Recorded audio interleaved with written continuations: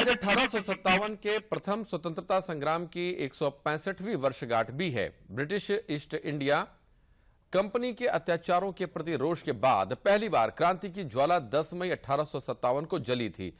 प्रथम स्वाधीनता संग्राम के सभी वीरों को श्रद्धांजलि देते हुए देखिए हमारा आजादी के सफर का यह कार्यक्रम।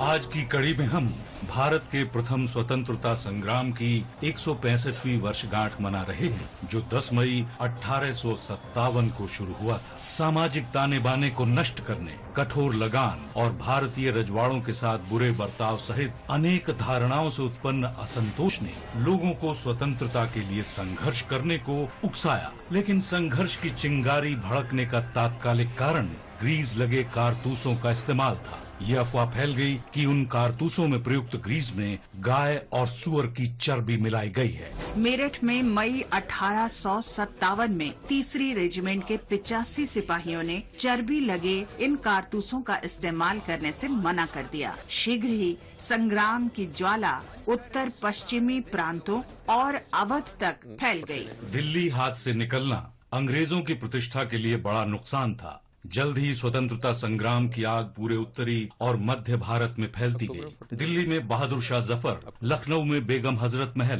कानपुर में नाना साहेब, झांसी और ग्वालियर में लक्ष्मीबाई और तात्या टोपे, बरेली में खान बहादुर खान, प्रयागराज और वाराणसी में मौलवी लियाकत अली और बिहार में कुंवर सिंह प्रथम स्वतंत्रता संग्राम के प्रमुख नेता। ईस्ट इंडिया कंपनी ने भी तेजी से कार्रवाई की। सेना की सहायता से सितंबर के अंत तक दिल्ली पर दोबारा कब्जा कर लिया गया। लेकिन स्वतंत्रता संग्राम को पूरी तरह से दबाने में अंग्रेजों को लगभग 1 वर्ष लगा। 20 जून 1858 को ग्वालियर में स्वतंत्रता सेनानियों की पराजय के बाद ही स्वतंत्रता की उस आग पर पूरी तरह से काबू पाया जा सका। 1857 के स्वतंत्रता संग्राम ने ब्रिटिश ईस्ट इंडिया कंपनी की बुनियाद हिला दी थी। इसका बड़ा परिणाम भारत सरकार अधिनियम 1858 के रूप में सामने आया। इस कानून से भारत पर ब्रिटिश ईस्ट इंडिया कंपनी का शासन समाप्त हो गया।